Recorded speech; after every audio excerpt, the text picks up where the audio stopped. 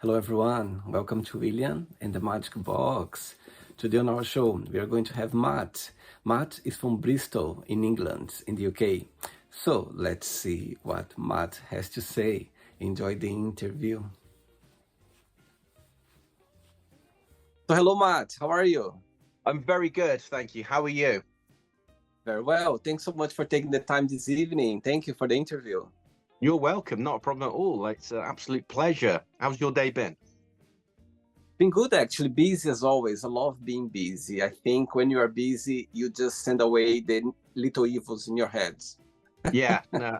It's been that I've just had 2.5 weeks off work, and I went back on Monday, and it's just been bit chaotic just getting back into the swing of things. But today's been a very good day, so that's always good. Amazing. So tell me, where are you from, Matt? Well, obviously I'm from the United Kingdom. I was born in Birmingham in the Midlands, but I grew up in a place called Weston-super-Mare, which is in North Somerset on the coast in the UK. And I was born in '84, and I moved to Weston-super-Mare when I was about 8, so nearly 9 back in 1993, and I've lived there actually up until this year, and I've just moved up the road to Bristol, the city of Bristol, which is just up the road. I actually still work in Weston-super-Mare, and so I'm kind of there quite a lot. But I actually moved to Bristol kind of this year. So even though I was born in Birmingham, I grew up in Weston-super-Mare, so that's kind of my home. But I live in Bristol now. So Wow. so yeah. And why Bristol? That's where my partner lives. So so it just makes sense for me to move to Bristol. But it's about a 25 minute drive to work to Western, and it's great. So it's for me it's still quite local. So it's not too far. But Bristol's a really nice place. It's a nice city. It's very diverse. There's lots to do there. So yeah, it's great. I see. And what do you do for work, for living? So actually, so my work, I'm a lecturer. So I work at a college in Weston-super-Mare. I've been working there since 2011. So I'm a teacher basically. When I first started teaching, I taught music production. That's kind of my background. I'm a musician, electronic musician. And I taught music there for about 10 years. And then I wanted to do something different. So I teach employability now. So I teach basically kind of people employability skills, how to get work, how to get jobs. And I teach something called traineeships, which is like pre-apprenticeship. So if people want to get onto apprenticeships and they've not got the right qualifications, I kind of give them the tools and the things that they need in order to get onto an apprenticeship. So those are the kind of two things I teach now. So after teaching 10 years of music production, I thought I want to kind of do something a little bit different. So so I still teach at the same place, but I teach employability. Amazing. And all your family are back in Birmingham? No, actually, well, yes and no. My parents are still in Weston-super-Mare. I've got 2 brothers and I've got a sister. I'm the second oldest, so my older brother, he's 40. He was born in '83. I was born in '84. And my other brother was born in 1995, and my sister was in 1998. So there's a bit of an age gap between us. So my younger brother, my younger sister, they still live in Weston. My older brother actually moved back to the Midlands in Birmingham. He lives there with his wife and my nephew. My grandmother lives in Weston-super-Mare, and yeah, I've still got various aunts and uncles that live back in the Midlands in Birmingham. Yeah. Okay. All right. So during the interview, I'm going to explore a little bit more about your life and also about your journey so far. Okay. Yeah, sure, William. No worries at all. Matt, before we start our journey within the Magic Box, I would like you to tell me something interesting about yourself, or maybe something that not many people know about you. Okay, then. So a few things that people that don't really know about me. Okay, well, there's a few things. Obviously, I'm a musician. I play in an 80s and 90s kind of tribute band like duo. So we do a lot of 80s electronic music and 90s music. It's just two of us. I do all the synths and all the production, and my mate Jordan, he plays guitar and he sings. Another thing about me is that I haven't actually got any on me, otherwise I'd show you, but I'm quite diverse with a yo-yo. I was on TV back in 1998 as a youngster when I was 13. Oh, wow. Just playing the yo-yo and things like that. Wow. And the thing is, well, I back in 2002, I met Bob Geldof, the guy that did Live Aid. So, Wow. yeah. So my second cousin was his tour manager, and Bob Geldof at the time was doing a lot of he was gigging his album, and he did a gig in Weston-super-Mare, and after there was a few drinks back at the hotel he was at after, and he came down and had a few drinks with us. So that was it was really quite funny because I knew about him at the time, but I didn't realize just like, you know, how not so much important, but what he actually did until when I was a bit older. So I met him there. So yeah, those are a few things that are, you know, a little bit unique about it. And I was on The Chase, the TV show The Chase, Oh my last God. year. Yeah. Really? So yeah. It was broadcasted in 20 what was it February of 2023, Okay. but it was recorded back in January 2022, and our team we did really well. I beat the Chaser, and I got back to the got back to the table, and we all beat the Chaser. But when we had the final chase, we all got absolutely. We built up about 16 grand, but when we got to the final thing, we all got absolutely mullered. So we walked away with nothing. But we had a good day, and they all really looked after us. And I looked a bit different back then. I was about 3 stone heavier. So yeah, a lot of changes since then. Amazing. Mhm. All right, Matt, are you ready to go on a beautiful journey through your memories in life and share your point of views? I certainly am. Yeah. Amazing. Welcome to William and the Magic Box. Okay. So I have here my best friend.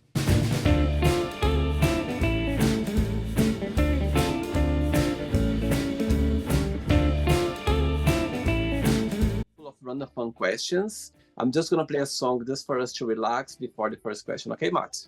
Yeah, no problem. Let's do it. Right, so before you start the game, during the join, if it comes up a question that you don't want to answer, don't want to talk about, always can change, okay? Yeah, no problem. First question for you is, what is something you wish you could do every single day? Something I wish I could do every single day.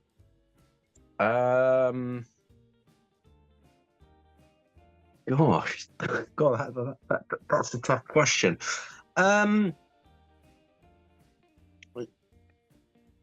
You know what? I think for me, if there's something which I could kind of do every single day, is just spend time with those people that are kind of really close to me. You know, I love my job. I love what I do. But for me, you know, kind of doing that, spending time with those people that are close to me, perhaps maybe making music a lot more every day, something that I really enjoy, and just those kind of things. Oh, that's quite a tough one, actually. So No, they're yeah. not right or wrong. What comes to your mind genuinely? Yeah. Which person in your family you feel more close to? Ooh. Okay. So, I'm very close, actually, to, I would say, very close to my sister. You know, me and her, we've always had a really good relationship. I have a great relationship with both my brothers, and my younger brother as well. I have a very close relationship also, and also my dad and my mom. Those three. My older brother, I get on with, but he lives back in the Midlands. But I think because the reason why I probably get on well with my younger brother and sister in particular is because, you know, I kind of helped raise them in a way. Mm-hmm. You know, I was like that older brother. I would, you know, I was changing my sister's diapers and nappies and stuff like when she was younger, and you know, but all my siblings, you know, that they've done really well for themselves, and my sister's grown up into a beautiful young lady, and my younger brother Nick, he's done really well for himself, and I look up to him quite a lot. He's got certain characteristics and traits and a grit that I kind of look up to. So I would probably say, you know, it's hard, but I would say, you know, definitely my sister, my younger brother, my dad, and my mom. That those are the three within my four within my family. I'd say I'm like it's close to. Okay, so let's see that all of them, they are watching this interview right now, and you have a moment, an opportunity to send them a message. What would you say? I think their knowledge, their wisdom, support, their reasoning, and they have this ability to bring me back down to earth, particularly at times where I'm stressed and I'm quite anxious. Mm-hmm. I've been through quite a lot of life-changing events, you know, over the last year and a half, and they've really kind of been at my side for that. And it's just thank you, you know. And obviously, you know, as well as like being close to them, I'm you know, I'm close to my children as well, you know. So, and I love my children to bits. So, you know, but there's something where they're two individuals that are, you know, I'm very close with. Of course, you know. Amazing. Next question. Let's do it. Hey, next question is, what bores you? What bores me? Oh gosh. Prog rock bores me. Progressive rock. As a musician, I'm like, I appreciate the technical aspects of musicianship that goes into it, but it's not me. It's I only say that because I was just having a discussion with my partner about that just now. I think other things that kind of bore me are things that just don't engage me. I think arrogance bores me. People that you can't perhaps maybe have dialogue with. That's, you know, I'm an open person. That, you know, I like to discuss things with people, different views, different beliefs, and things like that. And even though if I might not agree with them, I still appreciate that, and I appreciate the things that fulfill people and their lives. And when you kind of don't get that back, that kind of bores me. I don't know. Maybe I'm just thinking a little bit too much, but so yeah. And when you think about yourself, when you analyze yourself, what's the biggest joy of being Matt? What do you like the most about being you? My cheekiness, I think. You know, I think my positivity. You know, that's the thing that I think I enjoy the most. My cheekiness, my positivity, a degree of confidence within myself, and I know I kind of know what he's saying, because for a long time I lost myself a little bit, and I found that person again, and you know, just having an energy and a confidence and you know, and being bubbly, you know. And it's interesting that you say that, because there was that part of me that I lost for a long time, and I've got back, and that's the side that I really like, you know. What's your star sign in astrology? Sagittarius. So I'm 5th of December, 1984. The Sagittarius. 20th of December? 5th of December. 5th December, okay. You know that Sagittarius, they have the biggest hearts compared with the other star sign. Did you know that? No, I didn't actually. That's quite interesting. Yeah, yeah. My first one is Scorpio, but my second one is Sagittarius.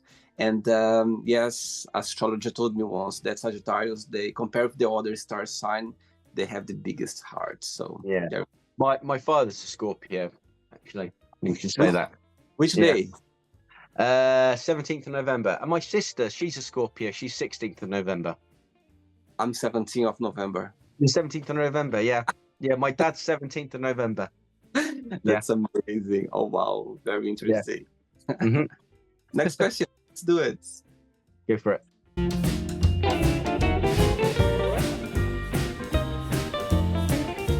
Right. So before the next question, Matt, tell me how music came into your life. Tell me how, this passion about music, this connection with music came into your life. Okay, yeah, absolutely. I mean, I've always been into music. I've always enjoyed listening to music, and I love film as well. Film is a big passion of mine. I'm a bit of a nerd when it comes to film. But I remember when I was young with music, I'd always listen to vinyl, like my parents would have vinyl, and we used to put my headphones on and listen to it. And I've always enjoyed music throughout my life. But actually, my musical journey as a musician,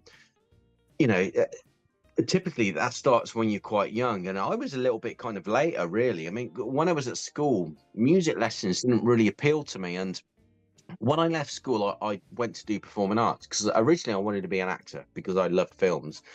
Well, it was either media or acting, because I love directing. I'm a bit of a nerd head when it comes to film, so I decided to go with performing arts, and I thought, well, to give me a little bit of diversity in my performing, I thought I'd learn how to play the guitar. So I picked up the guitar and I learned how to play the guitar. I'm not a great guitarist. I'm not really good when it comes to lead. I can do rhythm relatively well. So I learned how to play the guitar. And after I finished my performing arts course, I had a bit of a year out, and then I went back to do music performance. And so I went back to college and did a course in music performance. And during that time, when I did music performance, I started writing songs, and I'd play guitar and sing. But the reality is that I'm not particularly a good singer. In fact, I'm a dreadful singer. But what I did, and I can be honest about that, I'm god awful.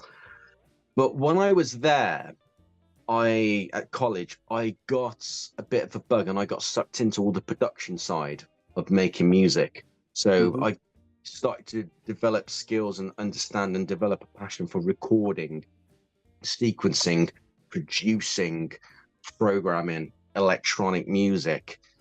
And that's where I kind of went down. I started studying music production, and I started writing my own tracks and recording them, and learning how to mix and master, and looking how to program drum beats and playing keys. And I got completely and utterly suckered into it. And then so I then focused on writing music, and then I would just get people that are far better lyricists and writers than me to sing. And so yeah, that's what I did. And funnily enough, I spent a lot of years kind of writing music, and then I stopped when I started performing live. And I'm still performing live at the moment with my bandmate, but I've just started writing again. So my partner, she's a singer, and we're literally in the middle of writing a track and working with a rapper at the moment. So and like me and my partner, we've been together for about coming up to a year, actually, in September. But weirdly enough, we kind of first met back in 2008. So and we worked together back in 2008 for a little bit. And then we lost touch, and then kind of last year we came across each other again, and yeah, here we are. So it's just it's, so it's nice to be writing music again. So Amazing. yeah, so that's how my kind of journey progressed with music. Amazing. Okay. Next question is, what is the funniest or the most memorable gift have you ever received? What one that I got was for my partner at Christmas this year, and it was a wallet. She bought me a wallet, and it had engraved on there a picture of me and her, which she put on there kissing. Oh, that's such a beautiful touch, personal touch. It was just so personal. And on the back, she written a message which went, "Matt, I still remember the way my heart raced the day I met you. You still do that to me. I know fairy tales come true because I finally got you, my best friend and the love of my life. My happily ever after. I love you so much, Nicola." So that's a really nice touch. So what's the biggest difference between both of you and the biggest similarity?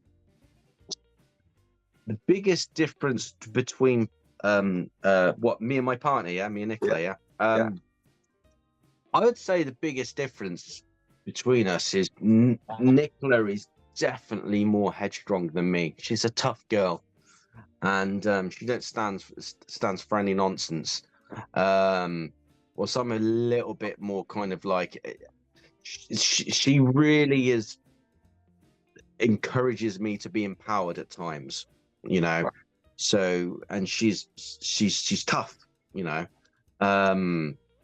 but she's not hard work by any means. Like, you know, she's just headstrong, but she's sensitive. She's lovely. She's the best part of me. She knows how to bring the best out in me. And for me, that's amazing when you've got someone that can bring just the best out in you. So I'd say the biggest difference is definitely she's a tough girl, which is really good. The biggest similarities that we've got the same sense of humor. We laugh a lot. We love the same music. We enjoy the same films, which for me is great. Like, you know, and we love all things 80s and 90s. And we laugh all the time, which is so important, you know. And even though she's a tough girl, she's chilled, you know. We just bring the best out of each other, and I think that's the best. For me, that's the best thing. Sweet, very sweet. Next question, ready? Yeah, let's do it. Next one. Let's go for it. Okay, Matt. Next question is, what's the biggest risk have you ever taken? Biggest what? Sorry. Risk have you ever taken? Biggest risk I've ever taken. Jumping out of an airplane with a parachute. Yeah. Oh my God. Yeah. But for my 30th,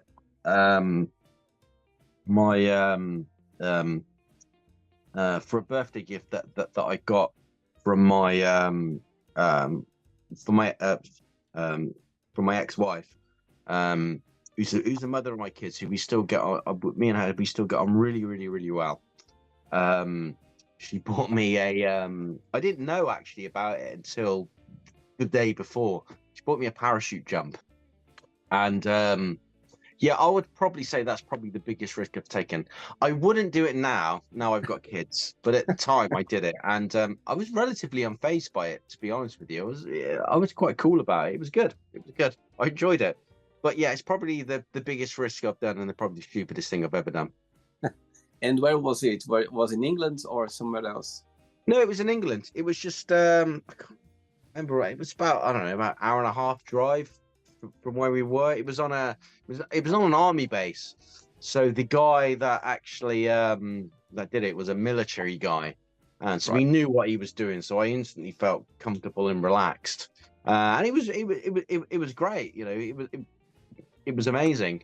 But it's something which I've done. I yeah, certainly wouldn't do it again. Now. Great. Mhm. Next question, Matt. Let's do it.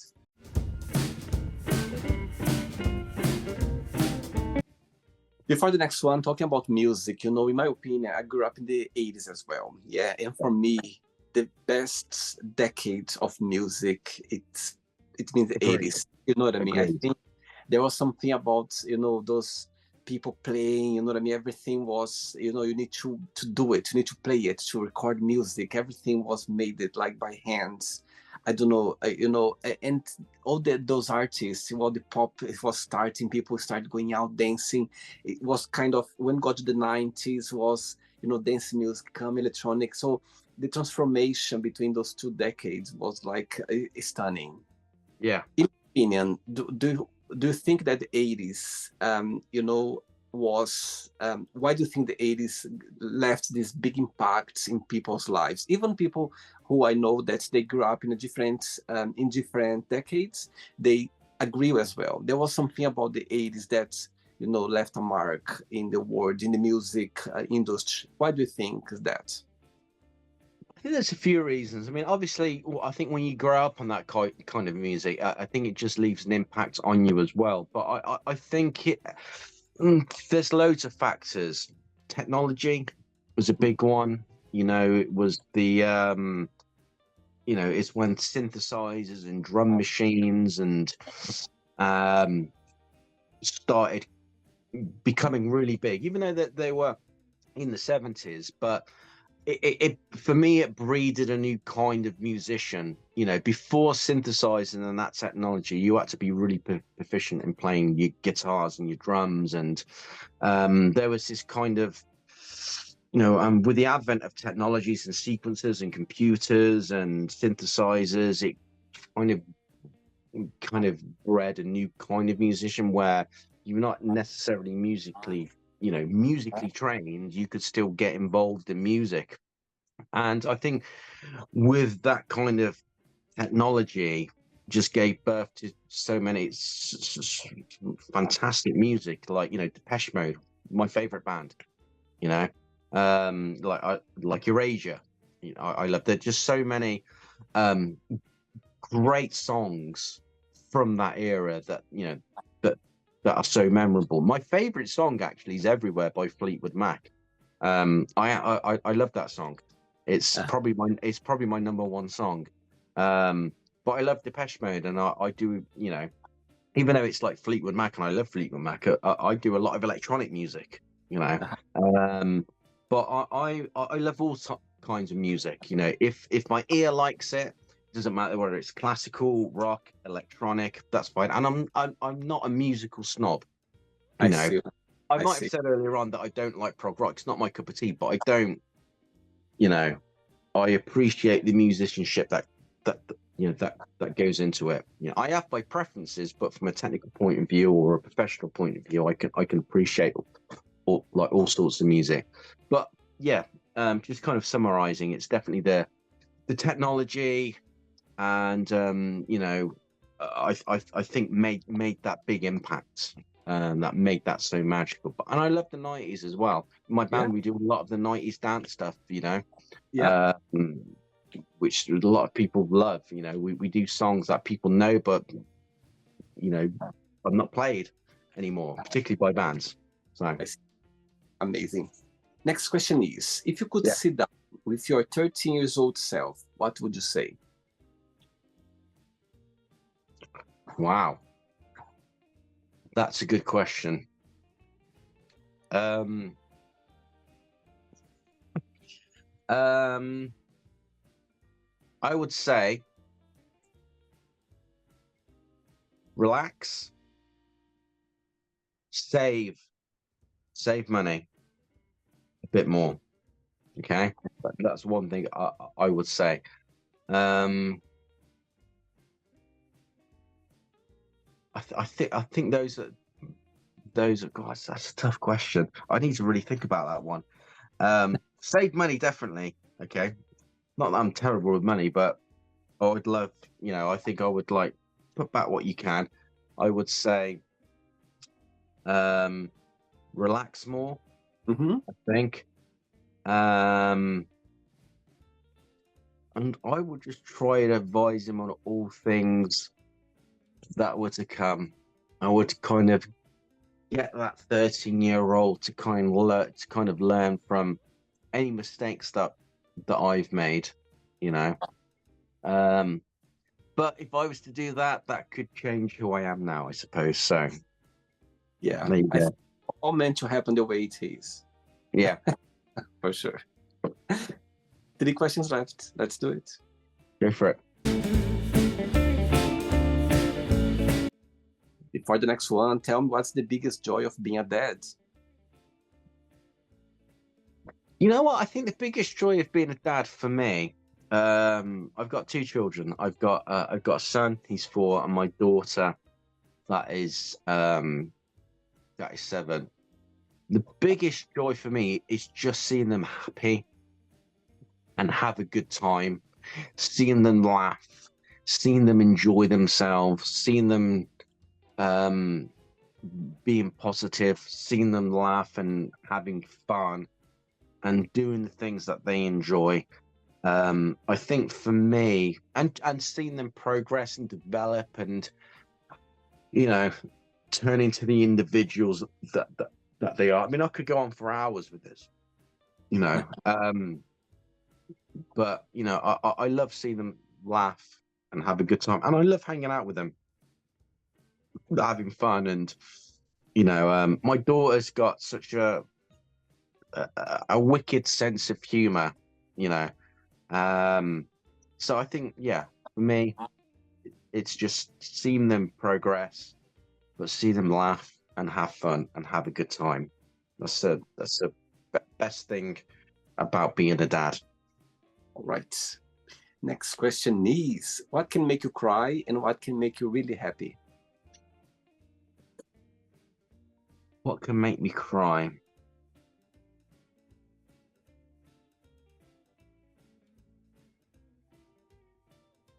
Do you cry easily? Depends, really. It changes. It changes over the years. It's like I think I get a lot more. I think since having children, I've got a lot more sensitive, so I could watch things that really kind of trigger me and upset me, particularly if it's involved in children. I don't know if you've seen the film John Q with Denzel Washington. That always gets to me. I think for me, you know, seeing the ones that I love the most upset, in pain, whether that's my children, whether that's my partner, that upsets me. That upsets me. And I don't know, I think maybe if I've let myself down, you know, I'm quite a reflective person. I'm a very critical person. Yeah, that can upset me. Maybe that's a bit deep. I don't know. E.T. makes me cry as well, actually. Again? E.T. makes me cry as well. A lot of people, for sure. Yeah. And the happiest, what makes you the happiest? What makes me the happiest? Just being positive, knowing that everyone else around me is happy and positive as well. It's funny you should say that, because today I went to work this morning, and it's been, you know, a bit of a few days. So I was driving to work, and I was dreading it a little bit. And I got to work, and I had a message from this guy that's done a rap for us on this song that me and my partner have done, and he sent me the reference track to what he's done, and I listened to it, and that completely lifted me. So I was listening to what my girlfriend had done on it, and that lifted me. And I went into work that day, and I just smashed it at work. I got observed twice in my session. The learners were happy. Um, it just lifted me. It was really positive, and I think the reason why that lifted me so much, because this has been the first time I've written anything original in about 8 years, Wow. and I weren't too sure whether I had it in me. But I put something together, and I said to my girlfriend, I said we should get someone to rap on this, and we got this guy to do a rap. And when I listened to what he did, that made me happy. That lifted my spirits today. Amazing. Well, that was just one instance. There can be, but there's loads of things that can make me happy. Yeah. 2 questions left. Let's do it. Go for it. Next question, Matt. Let's do it. What does family mean to you? Everything. They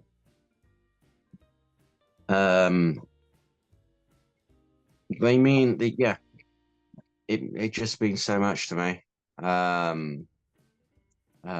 Because I think without family, you know, what have you got? You know, I value my family. I value the relationships that I have with my siblings and my parents. I probably, if anything, actually could reach out to them more. You know, that's something maybe I should do a lot more, and I think they know that as well. But yeah, I'd be lost. I'd be lost without them. It'd be very difficult if they weren't around. And your parents, they always supported you regarding your career as a musician? Yeah. I've never had any issues. They've always supported me. But they've always been honest. They've always been honest, you know? So that's the thing about my dad. He particularly my father, he's extremely supportive, but he doesn't beat around the bush. He tells you as it is. And sometimes that can be difficult to hear, but 99% of the time he's usually right, so I can't really argue with him, you know, and that's what you need. So yeah. Amazing. Last question, ready? Mm-hmm. Let's do it. Last question.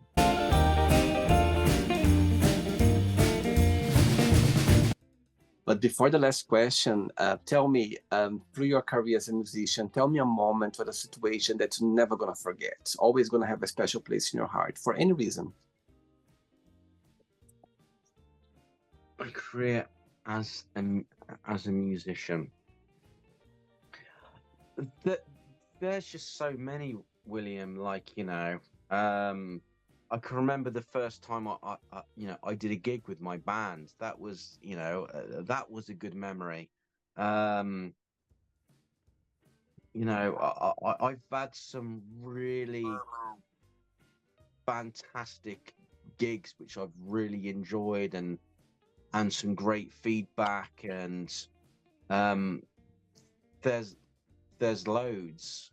It's so hard. There's just so many. It's really hard to kind of pinpoint just one. I could give you loads of buzzes that I've had from over the years. One thing though, which I think is really positive, is the you know, the friendship that I've had with my bandmate. You know, we've known each other for 24 years now. Wow. And we've been performing together since 2018. And there's no band politics with us. There's no one's pressures about things. If something doesn't work, we don't go, you know, we don't do it. But you know what? Some of the good memories that I have when I gig would be just finishing the night off on a high, driving back, going and getting McDonald's, and just sitting there and having a chat about like how the night went. You know, that's some good memories that I've had with my band. You know, so just simple things. You know, I'm easily pleased. Last question is, what is the worst first date have you ever been on? back 2012. I did online dating, and I was chatting to this girl, and seems to like getting on well, and we met up in Bath. Had a few drinks, all good. Then we went for an Italian, and I remember when we had the Italian, I spilt like a whole glass of wine everywhere, all over the table, just by accident, you know. And I was like, I just trying to make fun of it, but she didn't seem kind of too impressed. And then, so I thought, okay, we'll carry on. And then we went for a drink after at a bar, and then she all of a sudden she decided she had a headache, and then she had to go home. Right. But yet wanted to meet me the day after in a place called Cheddar, which we kind of went to, and I don't know, it was a disaster, and the 2 days cost me a lot of money. But hey, you win some, you lose some, like, you know. So that was probably the worst. It wasn't horrific, but yeah. By your face, I can tell that it was a bit of money that you spent. Sorry, say again, William? I think by your face, I can see that it was a bit of money that you spent and it didn't go anywhere. Yeah, but you know, it was. I mean, she was all right, but you know, she was a nice enough girl, but yeah, it just wasn't meant to be, and it didn't help actually that she it was. It was really funny because when I was doing online dating, I would, you know, as most people probably would, you know, you'd date someone and maybe a week after you'd date someone different, you know, you'd find out who's right for you. And yeah, someone I dated like maybe a couple of weeks previous that we just met up and had a drink with, she knew that person. She didn't know that I knew that, but I kind of twigged it. I was like, oh, this might get a bit awkward. So yeah, but yeah, that's about as disastrous as it was. My girlfriend, my partner, has got some fantastic disaster estate stories that she could tell you, but nothing too dramatic for me. But that's as probably, you know, on the grand scheme of things, it wasn't disastrous, but it wasn't great. So okay. Different. Yeah. Mm-hmm. Right, it's not the end yet. Let's play now the word association game, okay? I'm going to give away some words. Just tell one word that comes to your mind. Quick thinking. Okay. Let's start with family. Say again, sorry? One word for family. Happiness. Money. Irrelevant. Okay. Fear. The only word that comes to me is face, as in facing it. Okay. Life. Death. Love. Loss. Religion. Fulfillment. Sex. Fantastic. Politics. Meh. Friendship. Valuable. Desire. Disaster. Regret. Lesson. Success.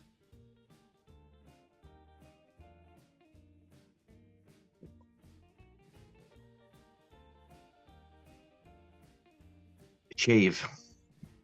Wish. Happy. One word for happiness. Smile. One word for Bristol. Nice. England. One word. Love. One word for lectures. Progression. One word for electronic musician. Fun. One word for the 80s. Colorful. The 90s. Dance. Wow. And the last one now, music. One word. Passion. Amazing. Let's pretend now I'm going to meet your girlfriend for a coffee, and I'm going to ask her, Define Matt in one positive word and one negative word only. What should say? Negative, anxious. Mm-hmm. Positive,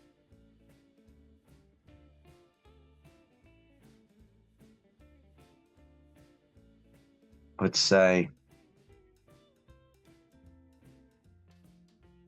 lovable. Amazing. Right, let's play now Matt in the magic box, and you can ask me a question.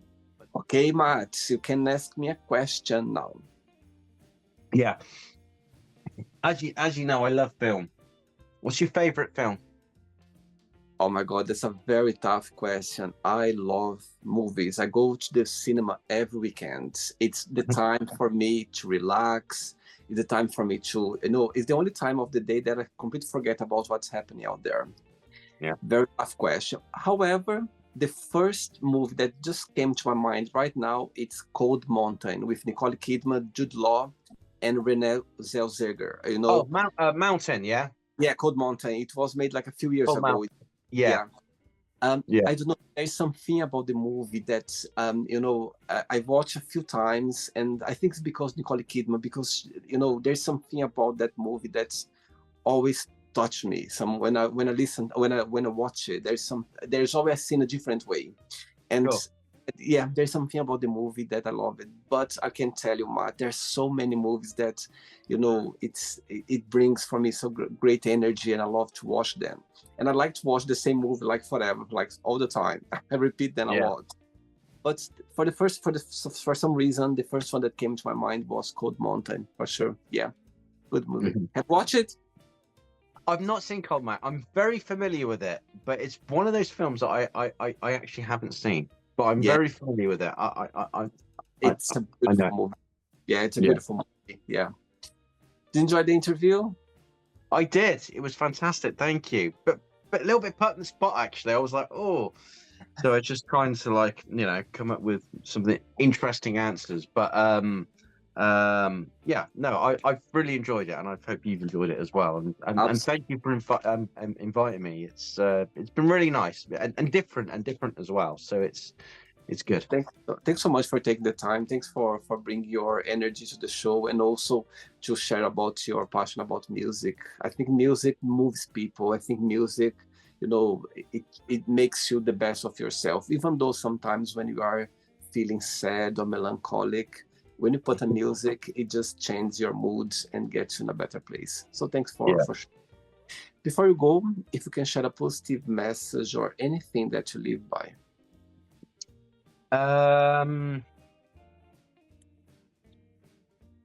My positive message is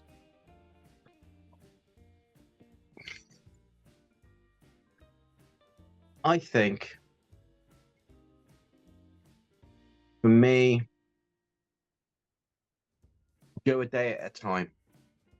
Don't overthink things. Don't catastrophize. Enjoy being in the moment. And you only live once. You have one life. The chances of us being here is like trillions to one. You've only got one life. Live it, enjoy it, make the most of it. Don't focus too much on the negative things. Don't overthink things. Amazing. Very good. Thanks so much, regards to your kids, to your girlfriends, and we keep in touch. Okay, it was a pleasure. Okay, Matt. Thank you very much, William. All the best. Really enjoyed it. You take care. Have a good night. Bye-bye. Bye-bye. Bye-bye. So, did you like the show? Don't forget to give a like, share it, and also don't forget to subscribe to the channel. And if you'd like to be part of the show as well, first, subscribe to our channel, and after that, just go to our website, www.williamandthemagicbox.com, and send us a request saying why you'd like to be part of the show. And I see you there. Bye-bye. See you next time.